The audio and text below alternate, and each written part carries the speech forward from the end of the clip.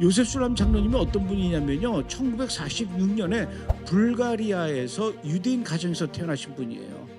그리고 1948년에 이스라엘이 독립하자마자 2살짜리 아기가 엄마 아버지 손에 이끌려서 이스라엘로 와서 이스라엘에서 자랍니다.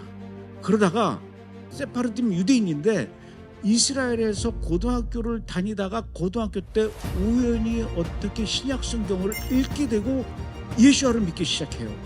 이거는요, 이 주변에서 완전히 이 가문에서 족보를 파낼 정도로 그렇게 끔찍한 일인데, 이분이 고등학교 때 이스라엘에서 예수를 믿는. 그래서 이분은요, 우리가 보통 얘기할 때 이스라엘의 메시아닉주 1세대라고 합니다. 그런데 이분이 브레드 TV에서 지난 1년 동안 토라 포션 강의도 해줬고요. 또 여러분들에게 이 방송을 통해서 하프타라를 또 6개월 동안 공부를 또 우리한테 해주셨고요. 또 소선지서에 대해서 또 강의도 해주시고, 그 다음에 제일 중요한 거는 또 뭐가 있냐면은 요셉 술람 장로님의 권유 때문에 데이빗 에치스턴이라는 사람이 유대인 신약 성경, 그 유명한 유대인 신약 성경을 번역하셨게 되는데, 그 역할을 이 요셉 술람 장로님이 하셨다는 얘기죠. 이런 분이 브레드 TV에 온다라는 거, 한국에 온다라는 거.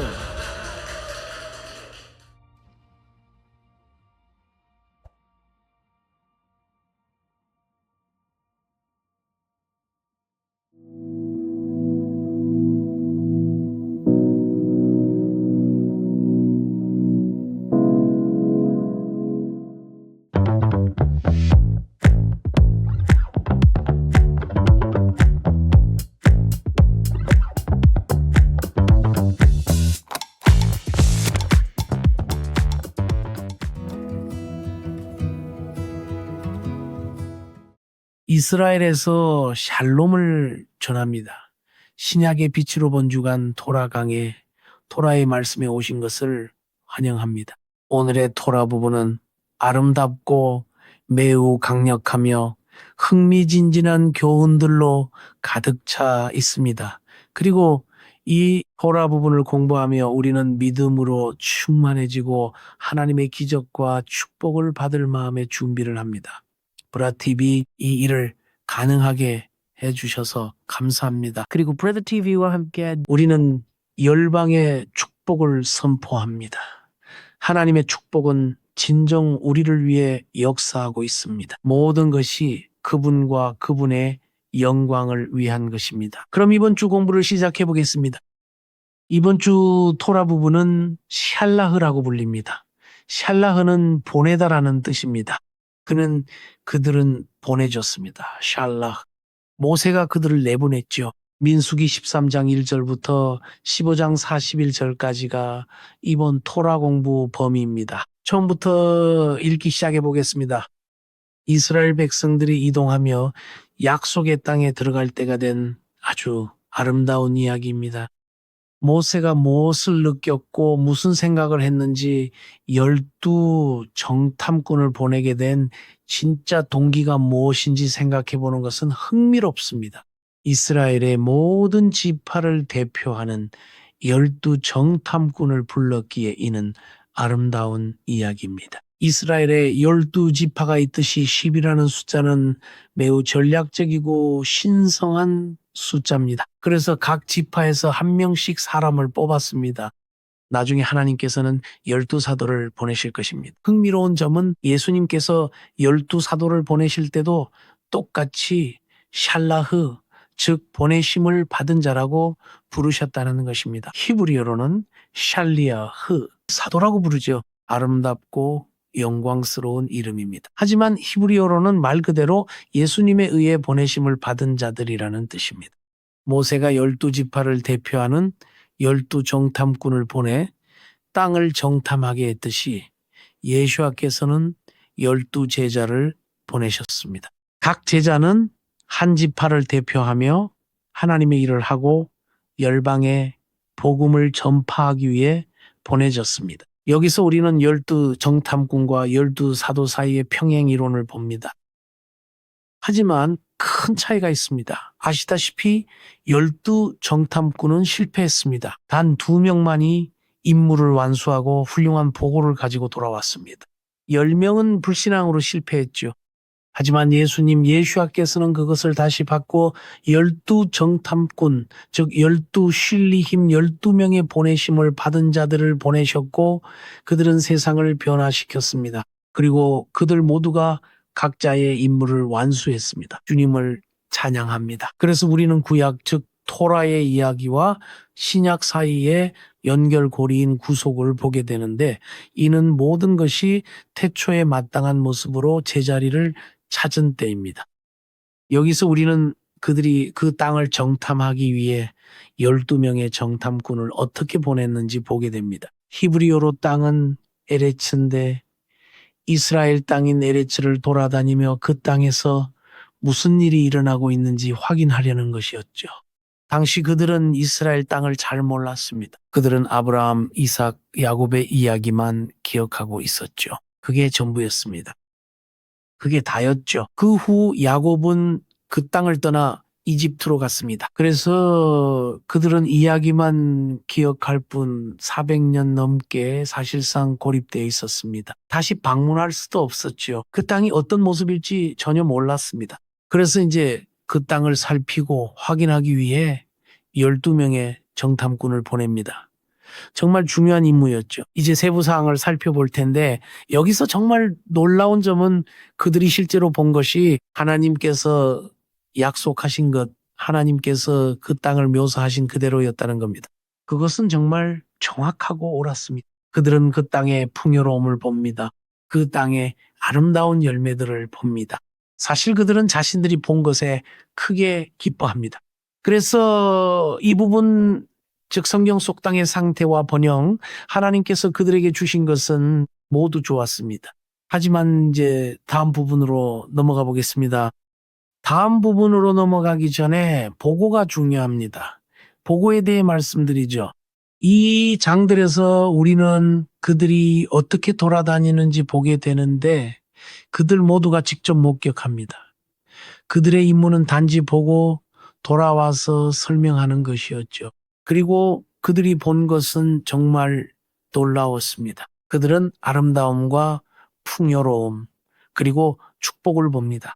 하지만 그들은 사람들과 그들이 세운 성읍들도 보는데 그 사람들은 적이었습니다. 그것이 보고의 두 번째 부분입니다. 그럼 계속 가보죠. 이제 이스라엘 자손의 보고에 관한 민수기 13장에 이르게 됩니다. 지파의 12대표가 돌아와서 보고를 합니다. 다시 한번 말씀드리지만 보고의 첫 부분은 훌륭하고 아름답습니다. 네, 하나님께서 말씀하신 것이 맞았습니다. 그곳은 풍요의 땅, 축복의 땅, 젖과 꿀이 흐르는 땅, 번영의 땅, 아름다운 땅입니다. 하지만 문제가 하나 있습니다. 이제 그들은 적들에 대해 이야기하고 보고를 통해 실제로 공유하는 것은 바로 두려움입니다. 그들 중 10명, 즉 10명의 정탐꾼이 두려움을 전했습니다. 그들은 실제로 두려움에 마음을 열었고 그 두려움이 그들의 마음속으로 들어왔습니다. 믿음으로 말하는 대신 그들은 두려움 속에서 말했습니다. 이제 12 정탐꾼에 대해 주님을 찬양합시다. 그들은 실제로 좋은 보고를 받았습니다. 흥미로운 점은 12명 모두 같은 것을 보았고 모두 같은 것을 경험했다는 것입니다. 하지만 그들 중 8명 혹은 10명은 불신으로 가득 차 있었습니다. 그리고 그들은 단지 눈에 보이는 것에만 움직였습니다. 하지만 2명은 하나님의 약속으로 충만했고 하나님의 말씀으로 충만하여 같은 것을 보았습니다. 그들의 보고는 정반대였고 완전히 다르고 상반되었습니다. 친애하는 여러분, 이것은 우리 모두에게 교훈이 됩니다. 아시다시피 주변 사람들과 대화할 때가 많죠. 믿음이 충만한 사람들도 보고 두려움이 가득한 사람들도 봅니다.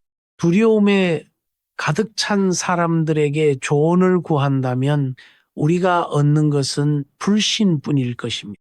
하지만 하나님의 약속과 말씀을 마음속에 간직한 사람들은 도전과 어려움에 직면하더라도 여전히 믿음을 말합니다. 할렐루야. 그래서 무엇보다 말씀을 읽고 하나님의 말씀 안에 거하며 토라를 읽는 것이 중요합니다. 보대 토라의 말씀이자 살아있는 하나님의 말씀이 우리 마음에 다 우리의 생각을 새롭게 하도록 말이죠. 그리고 우리가 두려움이나 불안, 세상이 보여주는 모습이 아니라 하나님의 약속에 대한 믿음으로 움직이도록 우리에게 기준을 세워줍니다. 그리고 종종 약속에 대한 믿음과 그 약속들은 우리가 처한 상황과는 완전히 다를 때가 있습니다. 하지만 상황이나 형편이 아니라 하나님의 말씀에 집중하는 것이 우리에게 매우 중요합니다.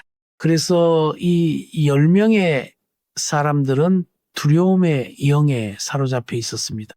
그들이 말한 모든 것은 두려움뿐이었습니다. 긍정적인 부분을 말해도 여전히 도움이 안 됐어요. 그곳은 약속의 땅이고 축복의 땅이며 번영의 땅입니다. 하지만 그곳엔 거인들이 있고 그들이 우리를 멸망시킬 겁니다. 우리는 할 수 없습니다. 반면 믿음의 영으로 사는 사람들은 정반대로 말합니다. 해봅시다. 우리는 할 수 있어요. 하나님이 함께 하시고 약속도 주셨어요. 할렐루야. 그리고 이제 맥락을 잘 기억하는 것이 정말 중요합니다. 이 모든 전령들의 맥락 말이죠. 사실 하나님의 기적들입니다. 이 시기 직전에 그들이 보내지기 전에 하나님은 기적의 기적을 거듭하셨어. 이제는 교훈을 얻었어야 했지만 그들은 그러지 못했습니다. 그래서 이 장의 핵심 단어는 에무나입니다. 믿음, 에무나입니다. 에문, 신뢰라는 뜻이죠. 에무나라고 하면 믿음이고 끝에 아가 없는 에문은 신뢰를 뜻합니다.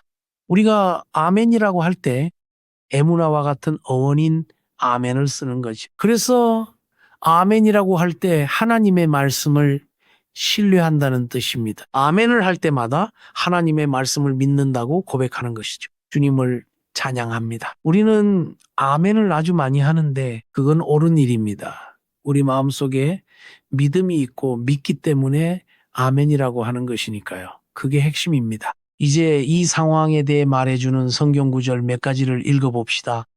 그때 갈렙이 모세 앞에서 백성을 진정시키며 말했습니다. 사람들이 감정적으로 변하고 큰 소리로 떠들며 두려움을 퍼뜨리는 것을 볼 수 있습니다. 불평하는 모습도 보이고 많은 이들에게서 두려움의 영이 휩쓰는 것을 볼 수 있죠. 말을 하려면 먼저 그들을 진정시켜야 했습니다. 그들 주변의 분위기가 상상이 되시나요? 불평뿐이었죠. 두려워하고 울며 희망이 없다고 말합니다. 우리는 할 수 없어 다 망했어라고요. 하지만 그는 먼저 그들을 진정시켰습니다. 그들을 조용히 시켜야 했죠. 자, 조용히 하세요. 때로는 우리 뇌와 생각도 진정시켜야 합니다. 두려움의 공격을 받을 때면 생각들이 너무 시끄러워지기 때문이죠. 시끄러울 수 있지만 그것들을 잠재우고 믿음의 편으로 전환하는 것이 좋습니다. 그리고 그는 우리에게 말했습니다. 우리가 곧 올라가서 그 땅을 취하자 능히 이기리라라고요.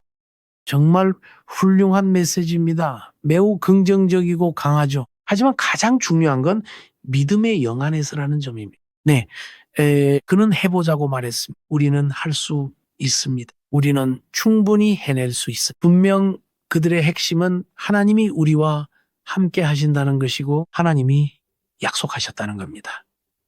지금까지 하나님이 말씀하신 모든 것은 옳았습니다. 할렐루야. 정말 좋습니다. 제 메시지도 항상 믿음의 메시지가 되기를 기도합니다. 저도 가끔 확신이 서지 않을 때 두려움과 의문의 공격을 받곤 합니다. 그럴 때마다 저는 믿음을 쌓아 올립니다. 하나님의 말씀과 기도로 돌아가는 것이죠. 종종 주님 앞에서 잠잠히 기도하며 주님께 말씀드립니다. 주님은 다 아시지만 저 자신을 위해 과거에 행하신 모든 기적에 대해 주님께 이야기하죠. 하나님이 이미 저를 위해 행하신 기적들을 생각하면 믿음이 솟아나기 때문입니다. 제가 필요할 때 하나님이 왜 다시 기적을 베풀지 않으시겠습니까? 분명히 주님은 기적을 행하실 것입니다. 주님을 찬양합니다. 그것이 바로 갈렙의 메시지입니다. 한번 해봅시다. 갈렙은 해보자. 해보자고 말했습니다.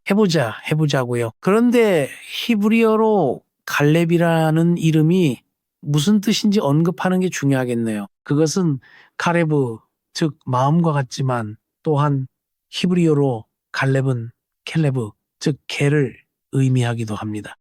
흥미롭죠. 우리는 개를 개라고 부르지만 개의 진짜 이름은 매우 긍정적인 의미인 나의 마음과 같습니다. 오늘날 누군가를 개라고 부르면 부정적일 때가 있다는 걸 알지만 사실 갈렙의 이름은 개라는 뜻이면서도 단순한 개가 아니라 나의 마음과 같은 뜻입니다. 그리고 우리 주변의 개들도 같은 이름으로 불렸죠. 고대 성경의 단어와 현대의 삶, 현대 문화 사이의 차이가 매우 흥미롭습니다. 어쨌든 31절은 이렇게 말합니다. 그러자 모든 백성들이 말하기를 그와 함께 올라갔던 사람들은 이르되 우리가 능히 올라가서 그 백성을 치지 못하리라. 그겁니다. 그들은 우리가 할 수 없다고 말합니다. 그들은 믿지 않습니다. 사실은 두려움의 영과 패배주의의 영 때문에 자신들이 할 수 없다는 것을 믿고 있는 것이죠. 여기서 말하길 그들은 우리보다 강하니라. 그들은 우리보다 강합니다. 32절입니다. 이스라엘 자손 앞에서 그 정탐한 땅을 악평하여 이르되 이제 그들이 한 말을 계속 읽기 전에 그들이 악평을 했다고 나옵니다. 두 명은 훌륭한 보고, 좋은 보고, 영감을 주는 보고, 믿음의 보고를 했습니다. 다른 이들은 악평을 내놓았죠. 사랑하는 친구 여러분, 다시 한번 진심으로 기도하고 싶습니다. 주님, 저희가 선한 전령이 되게 하소서. 좋은 보고, 믿음의 보고, 하나님의 말씀의 보고를 하는 사람들이 되게 하소서. 우리 주변에 무엇이 보이는지는 중요하지 않습니다. 중요한 것은 하나님이 무엇을 말씀하셨느냐이며 그분은 말씀하신 대로 행하실 것입니다. 아멘. 그리고 그 악평은 계속됩니다. 우리가 두루다니며 정탐한 땅은 그 거주민을 삼키는 땅이요. 그겁니다. 그들은 그냥 삼켜버린다. 거주민을 삼키고 거주민을 멸망시킨다고 합니다. 거기 가면은 우린 끝장이야. 우린 끝났어. 마지막이야. 정말 끝이야. 다 끝났어. 거기서 본 모든 백성은 신장이 장대한 자들이며 그들은 거인들에 대해 이야기하면서 이렇게까지 말합니다. 우리는 거인들과 큰 성벽, 웅장한 도시들을 보았는데 우리의 모습이 너무나 작게 느껴졌습니다. 참고로 오늘날 이스라엘에는 이런 고대 도시들의 유적이 남아 있습니다. 어떤 도시 성벽들은 정말 믿기 힘들 만큼 큽니다. 특히 그 당시 기준으로요. 여기서 이렇게 말합니다. 우리는 스스로 보기에도 메뚜기 같으니 그들은 스스로를 메뚜기라고 부릅니다. 그게 우리가 우리 자신을 보는 방식입니다. 사랑하는 친구 여러분, 마귀는 우리가 우리 자신을 메뚜기처럼 보기를 원합니다. 하지만 우리는 메뚜기가 아니에요. 우리는 승리자입니다. 우리는 살아계신 하나님의 자녀입니다. 우리는 전능하신 하나님의 자녀입니다. 그리고 그들은 말했습니다. 그들이 보기에도 그와 같았을 것이니라. 네, 그것이 메시지입니다. 그것은 매우 슬픈 메시지입니다. 그리고 우리는 그것을 통해 봅니다. 그것은 항상 우리에게 단순히 긍정적인 것뿐만 아니라 믿음 안에 있고 믿음 위에 서며 믿음으로 살고 믿음으로 기도하며 선포하라고 가르칩니다. 단순히 긍정적인 메시지가 아니라 하나님의 말씀에 기초한 믿음, 즉 하나님의 말씀과 그분의 놀라운 약속에 기초한 믿음 말입니다. 주님을 찬양합니다. 이야기의 슬픈 부분이지만 계속해서 하나님께서 이를 어떻게 사용하시고 무엇을 하시는지 읽어봅시다. 하지만 분명히 우리는 하나님께서 매우 실망하셨음을 알 수 있습니다. 그리고 하나님께서 말씀하실 때 사실 10절을 보면 그들이 성소에 왔을 때 12명 모두가 성소에 왔을 때라고 나옵니다. 그들 중 2명이 계속해서 생명과 긍정적인 메시지 그리고 믿음을 선포하며 가서 그렇게 합시다라고 말했을 때 말이죠. 사실 모든 백성이 돌을 들었고 돌로 쳐서 죽이려 했습니다. 갈렙과 여호수아를 말이죠. 그들은 말 그대로 그들을 죽이려 했습니다. 상상이 되십니까?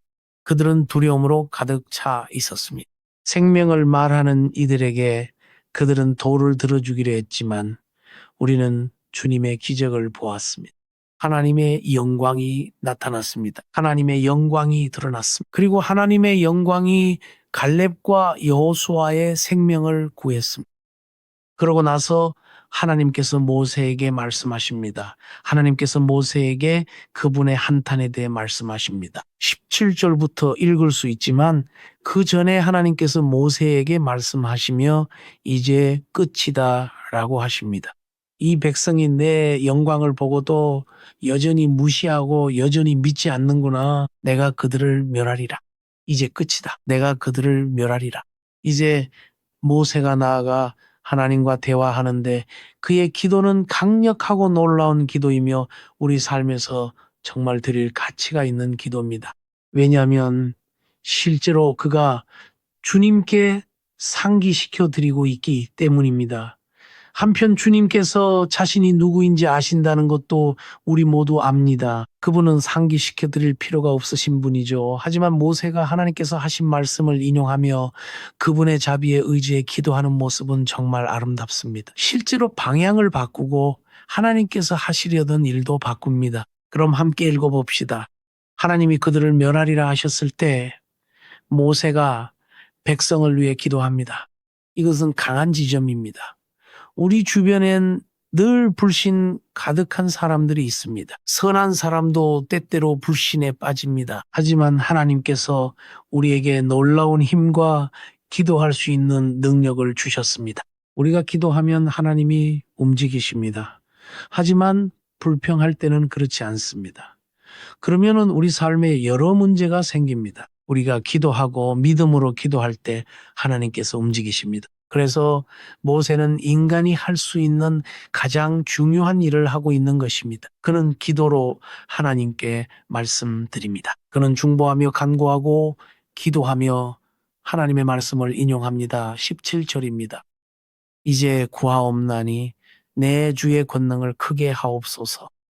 이미 말씀하신 대로 하옵소서 히브리어로 여기 아주 놀라운 단어가 있는데 igdal koach igdal koach 직역하자면 코아흐 즉 권능이 리그돌 커지게 하라는 뜻입니다. 당신의 권능이 커지게 강력하고 위대하게 하소서.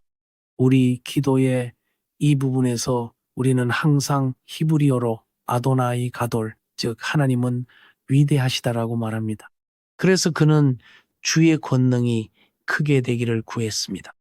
그 다음 18절 여호와는 이제 그는 하나님이 누구신지 인용하며 하나님께서 자신에 대해 말씀하신 것을 상기시켜 드립니다. 여기서 그는 노하기를 더디하시고라고 말하는데 정말 좋습니다. 인자가 풍성하여 죄악과 허물을 사하시나 형벌 받을 자는 결단코 사하지 아니하시고 아버지의 죄악을 자식에게 갚아 3, 4대까지 이르게 하리라 하셨나이다. 와, 그는 하나님의 선하심을 선포하며 하나님의 성품, 우리 하나님이 누구신지에 대해 말하고 있습니다. 놀랍습니다. 그러고 나서 기도로 간구합니다. 이 백성의 죄악을 사하시옵소서. 주의 인자의 광대하심을 따라 구합니다. 애굽에서 지금까지 이 백성을 사하신 것처럼 이번에도 용서해 주세요. 사실 하나님 그들은 자격이 없지만 계속 용서해 오셨으니 제발 이번에도 용서해 주세요. 이것이 우리의 기도입니다. 맞아요. 이런 식으로 우리는 원수들을 위해 기도합니다. 친구들과 잃어버린 자들을 위해 기도합니다. 하나님 선하시고 은혜로우시며 용서가 많으시니 그들을 용서해 주세요. 예수님은 십자가에서 죽으심으로 용서와 위대함을 보여주셨습니다. 주님을 찬양합니다. 그분은 용서하시고 용서하셨으며 우리를 깨끗게 하시는 분입니다. 정확히 모세가 기도한 것처럼요. 정말 신약 성경의 신약의 기도처럼 느껴집니다. 주여 그들을 사하여 주옵소서. 그러자 여호와께서 말씀하셨습니다. 20절 내가 내 말대로 사하노라. 아주 짧은 대답이죠. 그냥 하나님께서 내가 사하였노라고 말씀하셨습니다. 네가 그들을 사해달라고 요청했으니 내가 사하였노라. 하지만 그 다음 하나님께서 말씀하시길 그러나 진실로 내가 살아있는 것과 여호와의 영광이 온 세계에 충만할 것을 두고 맹세하노니, 사실 히브리어로는 온 땅이 그분의 영광으로 가득 차 있다고 되어 있습니다. 그건 단지 사실의 문제입니다. 그것은 사실입니다. 세상은 하나님이 영광으로 가득 차 있고 그분의 영광으로 완전히 충만합니다. 그리고 그 점을 강조하시는데, 하나님의 영광이 온 땅에 가득하고 그 영광이 이스라엘 백성에게 나타났기 때문입니다. 하지만 그들은 여전히 믿지 않습니다. 말씀하시기를, 내 영광과 내가 이집트와 광야에서 행한 이적을 보고도 이제 나를 시험한 이 모든 사람들은 10번이나 내 목소리를 듣지 않았으니 그들이 약속의 땅에 들어가지 못한다고 하셨습니다. 그들은 나의 영광을 보았고 나의 기적들도 보았으며 나의 임재를 보았고 그 모든 위대함을 보았음에도 여전히 의심하고 있는가? 그들은 약속의 땅에 들어가지 못할 것이다. 그리고 하나님은 그들이 광야를 정탐하던 40일의 날수대로 40년 동안 광야에 머물 것이라고 말씀하셨지요. 하지만 갈렙과 여호수아를 제외한 이 세대, 히브리어로 여호수아라고 부르는 이 두 사람을 제외한 이 세대는 광야에서 사라질 것입니다. 그들은 광야에서 죽을 것입니다. 그리고 오직 다음 세대 20세 미만이었던 자들만 약속의 땅에 들어갑니다. 흥미로운 장이고 강력한 메시지입니다. 그리고 우리는 불신앙의 힘을 봅니다. 다시 한번 불신앙으로 가득 찬 것이 얼마나 나쁜지, 그리고 주님을 신뢰하는 것이 얼마나 아름다운지 알 수 있습니다. 그러니 우리는 주님을 신뢰하는 것이 좋겠습니다. 이 모든 강력하고 영광스러우며 슬픈 이야기를 뒤로 하고 이제 민수기 15장으로 넘어갑니다. 여기서 우리는 재물과 기억함에 대한 지침을 읽게 됩니다. 하나님은 실패 후에도 이스라엘의 그토록 극적인 사건들과 실패 후에도 계속해서 지침을 주십니다. 하나님은 이스라엘의 미래를 보셨습니다. 그분은 미래를 보시고 회복의 방법, 즉 그분을 섬기기 위한 재물을 주십니다. 그리고 이스라엘 백성들 광야에서 죽어갈 이 세대조차도 여전히 하나님의 영광을 계속 봅니다. 그들은 여전히 하나님의 기적을 계속 봅니다. 하나님은 자비가 충만하시기 때문입니다. 하지만 그들은 그곳에 머뭅니다. 그리고 정탐꾼들이 그 땅을 두루 다니는데 40일이 걸렸습니다. 불러보고 돌아오는데 정확히 40일이 걸렸습니다. 하나님은 너희가 40년이라는 긴 세월 동안 광야에 머물 것이라고 말씀하셨습니다. 하지만 어쨌든 하나님은 자비가 충만하십니다. 40년 동안 하나님은 여러 기적을 행하셨고 그분의 영광을 거듭 보여주셨습니다. 그리고 그것은 강력한 과정입니다. 광야를 가면서도 그들은 하나님의 놀라운 기적들을 보았습니다. 주님을 찬양합니다. 그래서 하나님은 그들에게 미래에 대한 희망을 계속 주시는 것입니다. 여기서 핵심 단어는 코르반입니다. 코르반은 희생 제물을 의미합니다. 그래서 우리가 매번 말하는 희생 제물은 히브리어로 코르반입니다. 주님을 찬양합니다.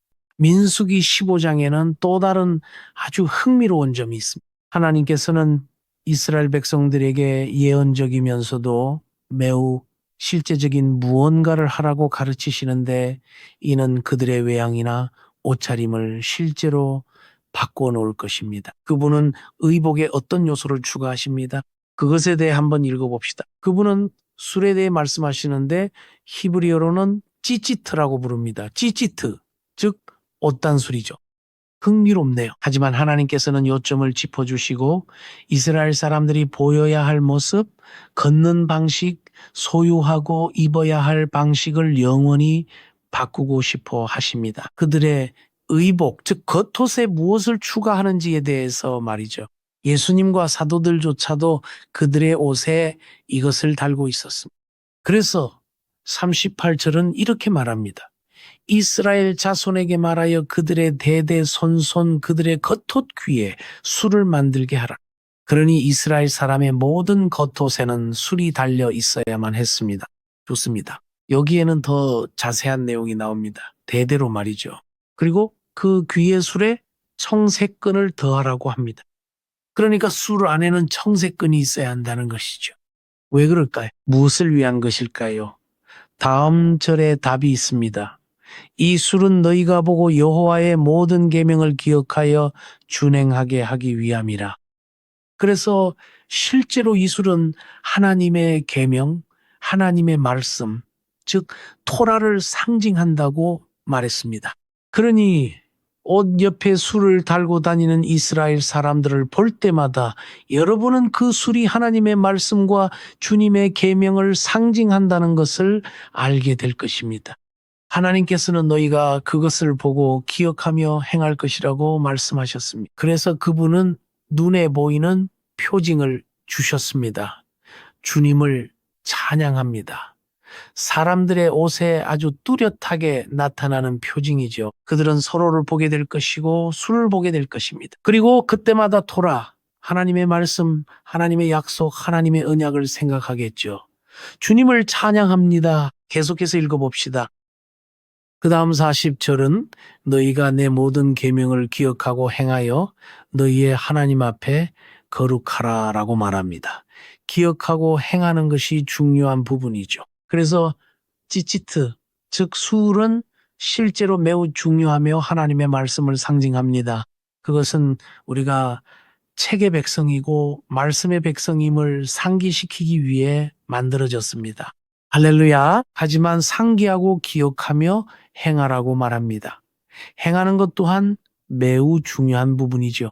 마지막으로 하나님께서는 이스라엘 백성들에게 말씀하십니다. 41절입니다. 나는 너희 하나님 여호와로 너희를 애굽에서 인도해냈다. 나는 너희의 하나님 여호와이니라. 이번 토라 읽기, 토라 부분의 마지막 구절은 아니 아도나이 엘로헤이 켐입니다. 나는 너희의 하나님이라. 주님을 찬양합니다. 사랑하는 여러분, 마치면서 우리가 항상 성경의 백성임을 기억하고 하나님의 말씀을 품고 살기를 기도합니다. 이번 토라 부분에서 우리는 하나님의 말씀을 믿지 않고 그 말씀 위에 삶을 세우지 않으며 말씀을 내면화하지 않는 사람들에게 어떤 일이 일어나는지 보았습니다. 그들의 마음에는 두려움이 찾아올 것이고 하나님이 우리를 위해 예비하신 모든 좋은 것들을 앗아갈 것입니다. 반대로 우리가 믿음으로 나아가고 말씀 위에 굳게 서며 하나님의 말씀을 기억하는 찌찌트의 중요성을 깨달을 때 우리는 그분의 영광을 보게 될 것입니다. 처음에 말했듯이 그분은 영원히 우리의 하나님이 되실 것입니다. 아니 아도나이 엘로헤이켐. 사랑하는 여러분, 이스라엘에서 축복과 샬롬을 전합니다.